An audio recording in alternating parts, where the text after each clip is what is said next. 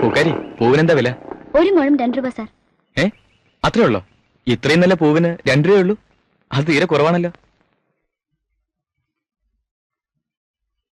നിന്റെ പേരെന്താ? സാറിന് പൂവല്ലേ വേണ്ടത്? എന്റെ പേരെന്തിനാ അറിയുന്നേ? പൂവിനേക്കാൾ എനിക്കിഷ്ടപ്പെട്ടത് പൂക്കാരിയാ, അതുകൊണ്ടാ.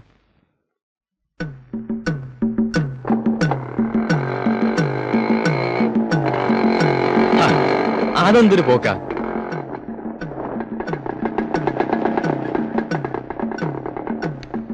നിക്കുന്നേ, പൂ തന്നിട്ട് പോ.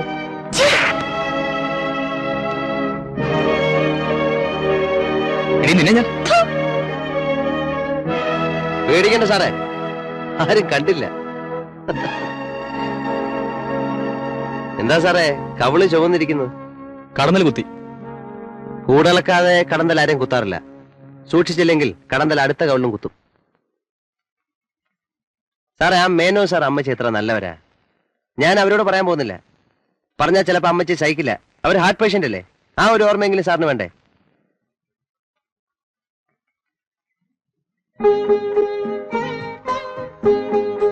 നീ എത്ര നാളാ ഇങ്ങനെ പൂവിട്ട് നടക്കാൻ പോകുന്നത്?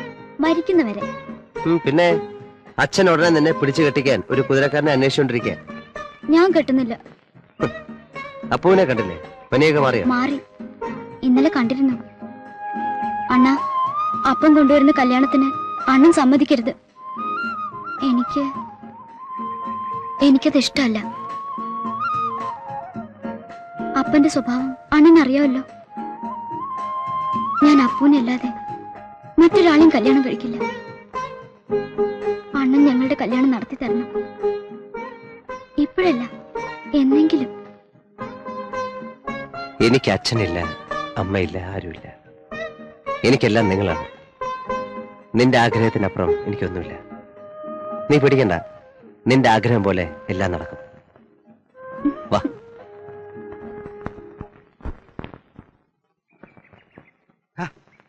എങ്ങോട്ടാടാ മോനെ? ഈ കുട്ടി ഒന്ന് സൂയിസൈഡ് പോയിന്റ് കാണിക്കാൻ കൊണ്ടുപോവാ. ഏതാ ഈ കുട്ടി? അമ്മ, ഇത് മേനോൻ സാറിന്റെ അവിടുത്തെ. ഓ, അത് ശരി. അച്ഛൻ വാടാ ജിമ്മി. ആരാ രാജു അത്? എന്റെ മാമൻ. അങ്കിളോ? എന്റെ വളർത്തച്ഛൻ എന്ന് വേണേൽ പറയാം. രാജുവിന്റെ അച്ഛനും അമ്മയും? എന്താ രാജു ഒന്നും മിണ്ടാത്തത്? എനിക്ക് എന്റെ അച്ഛനെ അമ്മയും കണ്ട ഓർമ്മയില്ല. ഒരു അനാഥനാണ് ഞാൻ, അംഗീകരിക്കപ്പെടാത്തവൻ. എന്റെ ജോലി അതുപോലാണല്ലോ, അൺഓതറൈസ്ഡ് ഗൈഡ്. സത്യത്തിൽ ഈ കൈനോട്ടവും ജ്യോതിഷവും ഒന്നും എനിക്കറിയാൻ പാടില്ല. ജീവിക്കാൻ വേണ്ടിയാ ഈ വേഷങ്ങളൊക്കെ കിട്ടുന്നത്. അതൊക്കെ പോട്ടെ. ഇതോ കാണുന്ന സൂയിസൈഡ് പോയിന്റ്. വാ.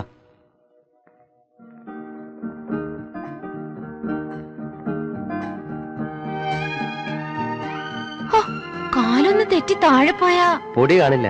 എങ്ങനെ ഈ സ്ഥലത്തിന് സൂയിസൈഡ് പോയിന്റ് എന്ന് പേരുണ്ടായത്? അത് പിന്നെ പണ്ട് സായിപ്പന്മാരുടെ കാലത്ത് അവരിവിടുത്തെ സുന്ദരികളായ പെൺകുട്ടികളെ വലവീശി പിടിച്ച്. വലവീശുകയോ? അതെന്ത് വലയാ? അത് അവരെ പിടിച്ച് മാനഭംഗപ്പെടുത്തുമായിരുന്നു. അങ്ങനെ ചാരിത്രം നഷ്ടപ്പെട്ട പല പെൺകുട്ടികളും ഇവിടെ വന്ന് ചാടി ചത്തിരുന്നത്. അങ്ങനെയാണ് സൂയിസൈഡ് പോയിന്റ് എന്ന് പേര് കിട്ടിയത്. ഏതായാലും സായിപ്പന്മാരെ കൊണ്ട് ഇങ്ങനെ ഒരു പേരുണ്ടായല്ലോ. പിന്നെ ഈയിടെ അടുത്തൊരു സൂയിസൈഡ് ഉണ്ടായി. ഒരു മദ്രാസ് ഗേൾ, ഒരു കോളേജ് ബ്യൂട്ടി. അവർക്ക് സംതിങ് ലവ് ഫെയിലിയർ ആണെന്ന് തോന്നുന്നു. അവര് മദ്രാസിൽ നിന്ന് ഫ്ലൈറ്റ് മധുര വന്നിറങ്ങി അവിടുന്ന് ടാക്സി വിളിച്ച് ഇവിടെ വന്ന് ചാടിച്ചെത്തു. അത് കൊള്ളാലോ. അപ്പൊ ലവ് ഫെയിലിയർ ആയവർക്ക് വേണ്ടിയുള്ള ഒരു ഫേമസ് പ്ലേസ് ആണല്ലേ ഇത്? ഞാനും ചാടി നോക്കട്ടെ.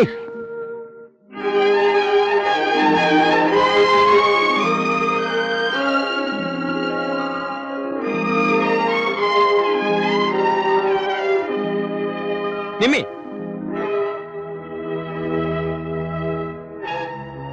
നിന്നോട് ആര് പറഞ്ഞു ഒറ്റയ്ക്ക് വരാൻ? ഞാൻ ഒറ്റയ്ക്കല്ലല്ലോ.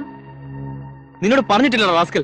നിന്നെ ഞാൻ വിനോട്ടാ, ഞാൻ വിളിച്ചിട്ടാണ് രാജു വന്നത്. വിദ്യാഭ്യാസം മാത്രം ഉണ്ടായാ പോരാ, കുറച്ച് മാനേഴ്സ് കൂടി വേണം. മാനേഴ്സ് നീ എന്നെ പഠിപ്പിക്കണ്ട, എനിക്കെല്ലാം അറിയാം. ഒരു ഗൈഡ് അവളുടെ ഒരു സ്ഥലം കാണലും. മാടി വീട്ടിലേക്ക്. ഞാൻ വന്നോളാം. ഈ വക തെണ്ടുകളായിട്ടുള്ള നിന്റെ നടത്തം ഇന്നത്തോട് ഞാൻ നിർത്തിയേക്കാം.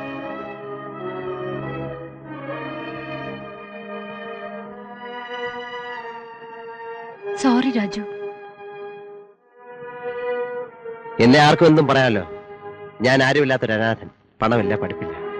പക്ഷെ ഒന്നുണ്ട്, അഭിമാനം. നിന്നെ ഓർത്തിട്ടാ ഞാൻ തിരിച്ചൊന്നും പറയായിരുന്നു. എനിക്ക് വേണ്ടി ക്ഷമിക്കൂ.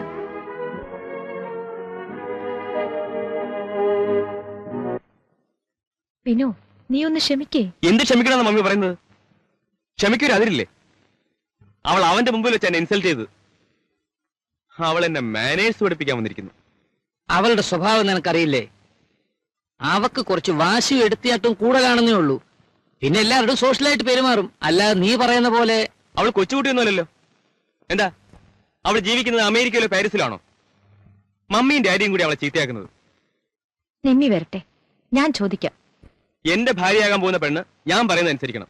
അല്ലാതെ അവളുടെ വാശിക്ക് എടുത്തിയാട്ടത്തിനൊക്കെ താന്തുള്ളാൻ എന്നെ കിട്ടില്ല. നിങ്ങൾക്ക് ഏത് സ്ഥലം വേണമെങ്കിലും ഞാൻ കൊണ്ട് കാണിച്ചു തരാം. ഇങ്ങനെയൊന്നും പെരുമാറരുത്. നിങ്ങളൊക്കെ വിദ്യാർത്ഥികളാണ്. ഒന്നുമില്ലേ, ഞാൻ വയസ്സിന് മൂത്തതല്ലേ.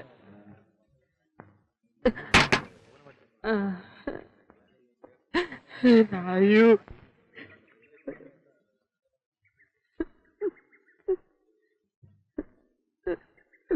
എന്ത് പറ്റി ജോസഫേട്ടാ? മോനെ,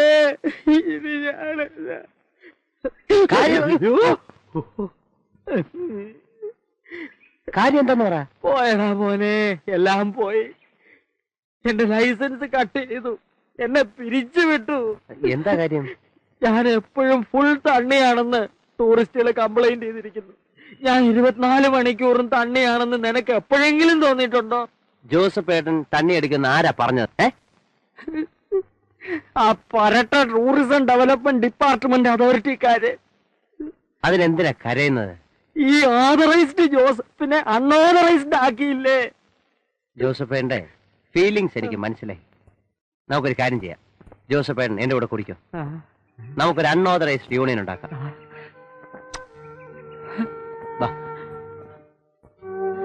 മോനെ, ഞാൻ നിന്നോട് ഒരുപാട് ദ്രോഹങ്ങൾ ചെയ്തിട്ടുണ്ട്.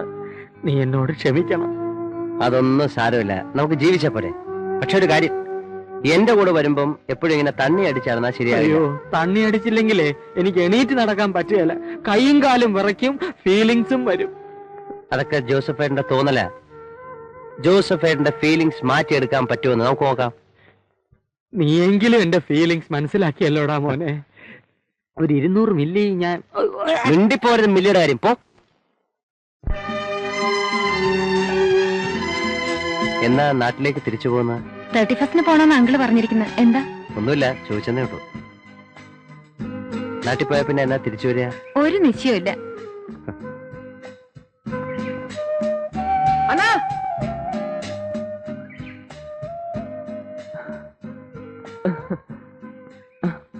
ആരാണത്? ബംഗ്ലാവിൽ താമസിക്കുന്ന മൈന പറഞ്ഞു. ഒരു ഫോട്ടോ എടുത്തോട്ടെ, കോപ്പി 1 മണിക്കൂറിനകം തരാം. 10 രൂപയേ ഉള്ളൂ. ശരി, എടുത്തോളൂ. വെയിറ്റ്, രാജു നിന്നോളൂ. വേണ്ട, നിന്നോളൂന്നേ, കാണാലോ. ഒന്ന് ചുമ്മാ നിക്കണ.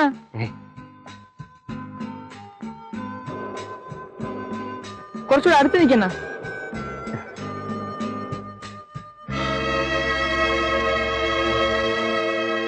എടുക്കല്ലേ?